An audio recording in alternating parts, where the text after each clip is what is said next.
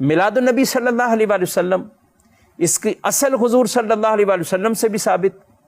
کیا فرماتے؟ پیر کے دن روزہ جب پوچھا گیا کیوں رکھتے ہیں، فرمایا میں اس میں پیدا ہوا، میری ولادت اس میں ہوئی، تو اس لیے آپ پیر کا روزہ رکھا کرتے تھے. تو اس اعتبار سے یہ اصل تو یہاں بھی ثابت ہے. آپ صلی اللہ علیہ وسلم کا ذکر خیر کیا جاتا ہے، سنا جاتا ہے، یہ حدیثوں سے ثابت ہے.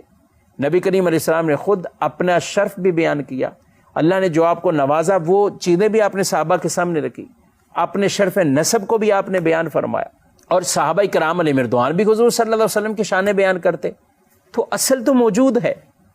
اب اسی کے اوپر زمانے کی تبدیلیوں کے ساتھ ساتھ جہاں اتنے لوازمات اور تبدیل ہوتے گئے تو ظاہر ہے ہر خوشی بھی اس زمانے کے معیار کے مطابق کی جاتی ہے.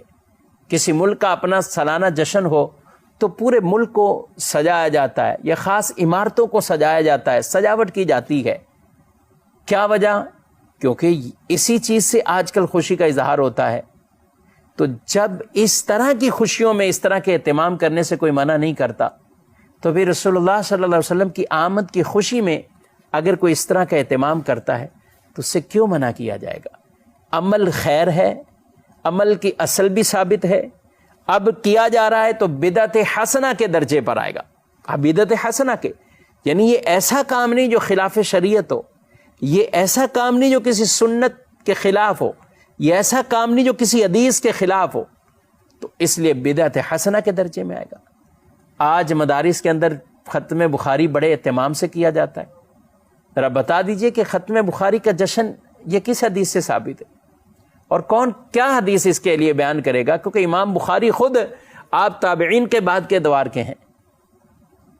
تو جب ایک کتاب کے اختتام پر آپ اتنے جشن کا اہتمام کرتے ہیں اور کوئی اسے منع بھی نہیں کرتا، کہتے ہیں کہ اچھا عمل ہو رہا ہے، اس سے لوگوں کو نیکی کی طرف ترغیب مل رہی، تو اگر میلاد کے نام پر کوئی اس کا اہتمام کرتا ہے، میلاد النبی صلی اللہ علیہ وسلم کے لیے چراغاں کرتا ہے، تو اس کو بھی بدعت سیئہ کہہ کے ختم ہرگز نہیں کیا جا سکتا، بلکہ وہ بھی محمود اور مستحسن کام ہے اور بدعت حسنہ کی کیٹیگری کے اندر آئے گا.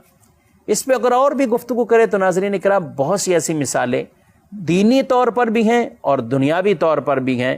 لہذا اصل مسئلہ وہ ضرور سمجھنا چاہیے کہ بدعت وہ بری کون سی بدعت ہے جو سنت کو ختم کرے، جو سنت کے خلاف ہو، جو حدیث کے خلاف ہو، وہ بدعت سیئہ ہے اور وہ بری بدعت ہے.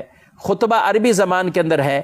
اب آج بھی عربی زبان میں جمعۃ المبارک کو خطبہ ہوتا ہے. اگر کوئی آج اٹھ کر کہے کہ بھئی چونکہ ہم اردو سمجھنے والے ہیں یا ہمارے علاقے کی زبان یہ ہے